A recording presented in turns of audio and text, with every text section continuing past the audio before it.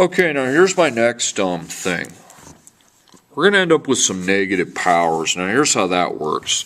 Let's say I use the boxes like I did yesterday. So I've got base 5, and then I'm going to have 4 and 8. So 4 and 8, 4 is numerator, 8's denominator, so we're going to minus, okay? So 4 minus 8 is actually a negative 4th power.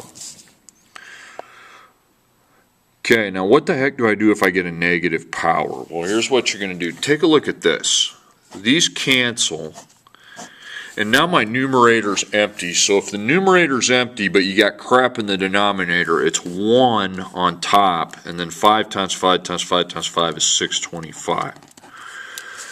Now, how could I conceivably get from here to here? Okay, because these were the same problem, just written differently. Well, if you have a negative power, you move it to the other side of the fraction. So we move that from the numerator to the denominator, and then the exponent changes into a positive. Okay, so it's 1. So we will have 3 boxes today, because now you have a middle box that's about, if you have a negative power, you're going to need to simplify that. So 5 to the 4th is 125, so it's 1 over 625. Okay. Alright, now let's hit some problems. So I'm going to be making 3 boxes. Don't need to be very big. You're going to underline. And then you're going to have, this is why I want to make a fraction, because of these negative powers. So I've got a base 8, and negative 3 times 2 is negative 6. Now, that negative power means we need to move the base 8 into the denominator so that that 6 becomes positive, and now the numerator is replaced with a 1. So 8 to the 6th, there's an exponent, is 262,144. That's your answer. Okay, my next problem. Now I've supplied you with scratch paper so you don't get your work all cluttered. So your only base in that whole problem is just an x. Okay, we can clearly see that. Just an x. Okay, now go to your scratch. So you got a negative 3, comma 7. Now I got to figure out, now it gets a little confusing, so that's why we're going to use scratch paper. Negative 3, then I'm going to draw a circle, and then I'm going to put 7. Because I got to know if I need to add those or minus them. So the negative 3 came from the numerator, the 7 came from the denominator, so I'm going to be minusing. Negative 3 minus 7 is negative 10. So that is a negative 10th power. Now, since I have a negative power, we move the x into the denominator where that 10 becomes positive, and we're going to put a 1 on top. Now, that is actually my answer, because I don't have anything, any numerical I can simplify, so 1 over x to the 10th. Okay, next is kind of the same thing, okay?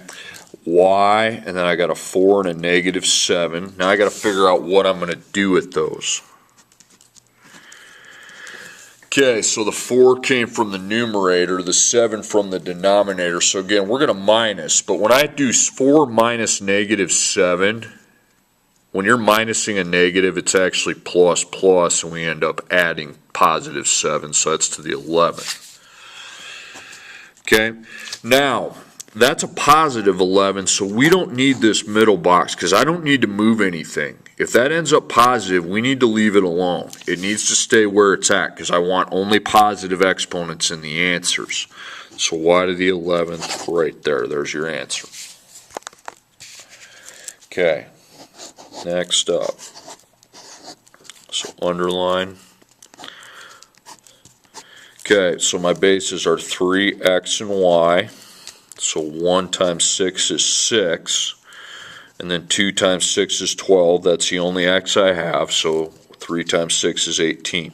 Now look at your powers. Not a single one of those is negative. So we don't need the middle box. Okay, then 3 to the power of 6 gives me 729. So I get 729 times x to the 12th times y to the 18th. And that is your answer. Okay, and I'm going to keep on moving.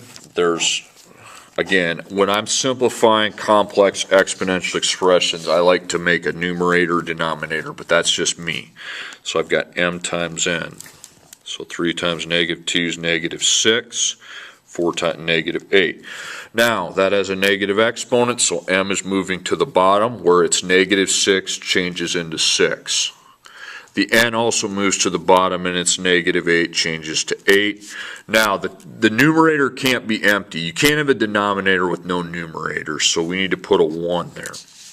So that is pretty much my answer. I can't simplify any of these exponents because they're variables. So there we go. Okay, next up. So I underline, underline, underline, underline. So my only bases are y times z. So y, we got a 4 and a -3. Now let's do something with those. So 4, -3. Now those both came in from the numerator, so we add 4 and -3, and that is 1. Okay, so y is to the power of 1. Now z, I have 2 and -5. Okay, so 2 and -5. Those are again both in the numerator, so the correct operation is to add, but I do get a negative, so it's -3. Okay, now the y does not have a negative power. It needs to stay on the same side, but the z does, so we need to shift the z into the denominator where the -3 becomes 3. Now, I can't simplify either one of those, so that's my answer. Step 3 is not going to be applicable. Okay, so my bases, I've got x times y, and then on the bases is just more x's and y's on bottom. So I got a 5 and a 5. Now what would I do with those? Since one's on top, one's on bottom, numerator to denominator, we're going to minus those, and that's 0. Now if I get 0, we just get rid of that base. Okay, don't even want it there. Then the y, we got -8 and -6. So I got to figure out what I'm going to do with -8 and -6.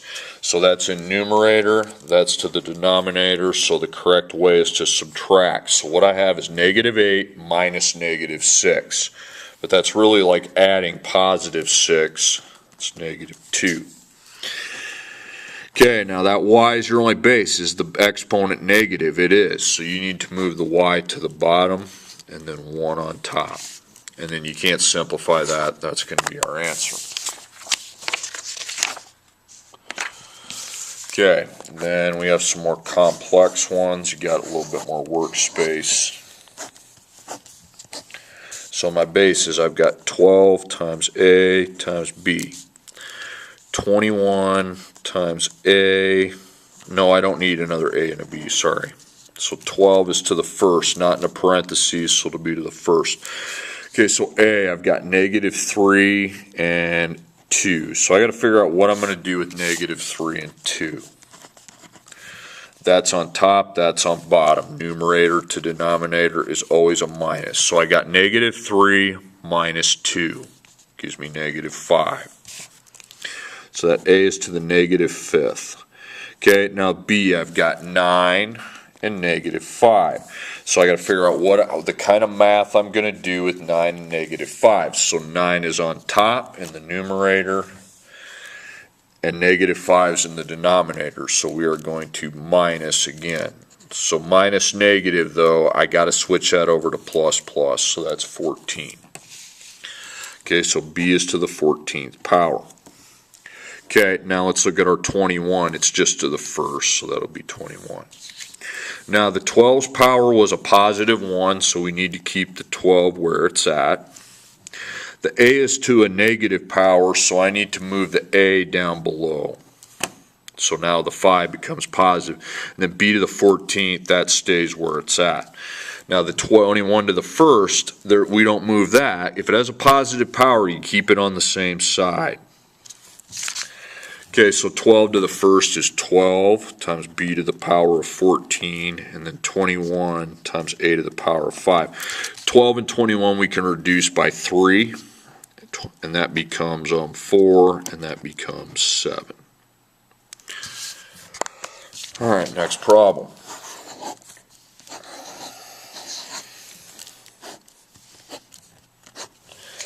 bases, you got 8 and 18, and then just E and F, okay? So let's talk about the 8. 8 is to the first, 18 is to the first. Now for E's, I have an E here and an E here, so it's -4, and then the other E is to the first. So I gotta do some math with -4 and 1. So that's a circle, means I add or subtract. So that's in the numerator. The other one's in the denominator, so we minus. So -4 minus 1 is -5. So that E is to the power of -5. So that's a negative. In the F, I've got -2 and -5. So -2, -5. That's numerator, that's denominator. So I minus. So minus -5 is plus, and that equals 3. Okay, now the 8, its power is positive. The power there is negative, so you move the E to the bottom. Now it's positive. F to the third, you're going to keep him where it's at. Then 18 to the first, you keep him where he's at. If he has positive power, you're going to leave it where it's at. So we got 8 and 18, because they're just to the first power, times F3 times E to the fifth. And then 8/18 can reduce by 2. So that's going to be 4, and that's going to be 9. Okay, then my next 3, kind of 3 of these left. So again, if all that stuff's in the numerator, so 7 times C times D. 1 times -2 is -2. 7 times -2 is -14, and that's -4. So it appears to me all these have negative powers, so they're all going to move to the bottom so that their powers can become positive. Then we fill up the numerator with a 1. Anytime the numerator is empty, we need 1. So 7 to the second is 49 times C to the 14th times D to the 4th, and that's your answer. Okay, similar on the next one too. Okay. So 5 times G times H. 1 times -3 is -3. 4 times -3 is -12. And then -3 times -3 is 9. So when I look at those powers, that 5's got to be shifted so it's positive power. And then the G, same thing, positive power. And the H is to the 9th. So I've got H to the 9th, 5 to the 3rd. 5 times 5 times 5 is 125, and then G to the 12th. Okay, and the 125 is really the only numerical thing. Okay, last one. And then we got these down here. These are easy though. You just aren't going to be doing the same thing. So my basis here, I've got A times B. I've got 2, and then more A's and B's, so we don't need to put any more.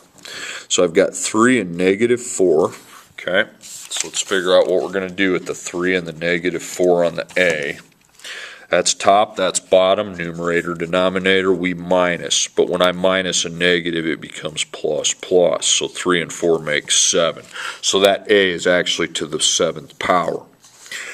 Okay, now the B, we got a 10. We actually got 3 of them, a -6, a 10, and a 3. So I'll do my work here. And I put circles in between them, so I'm going to put plus or minus. So that's numerator, that's denominator. So we add the numerators and then minus the denominator. So I've got -6 plus 10, that's 4, and then minus 3, that's 1. So the B is to the first power, okay? And then the 2 is just to the first, okay?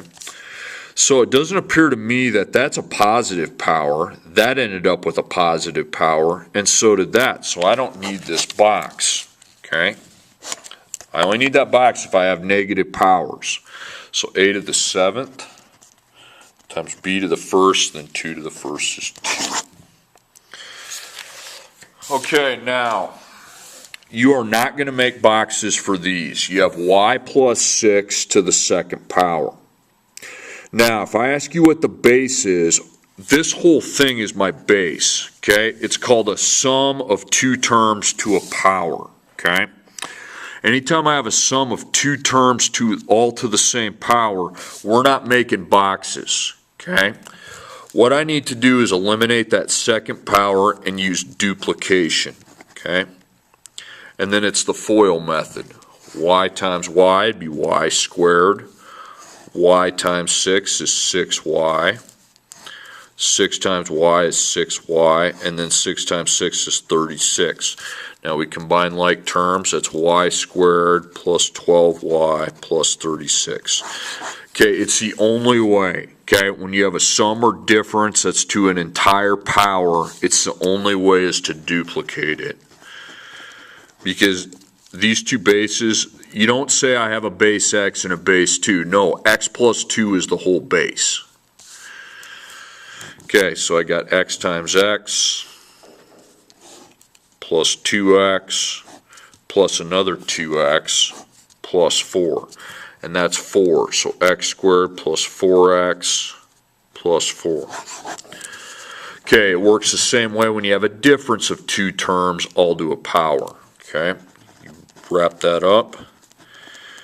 But remember, these 4's are negative. Okay, so I take 3x times 3x, 9x to the second. I take 3x times negative 4, that's negative 12x. I take negative 4 times 3x, that's negative 12x. And then I take negative 4 times negative 4, that's 16. Okay, so we add those two in the middle. Those are like terms. Plus 16, okay? All right.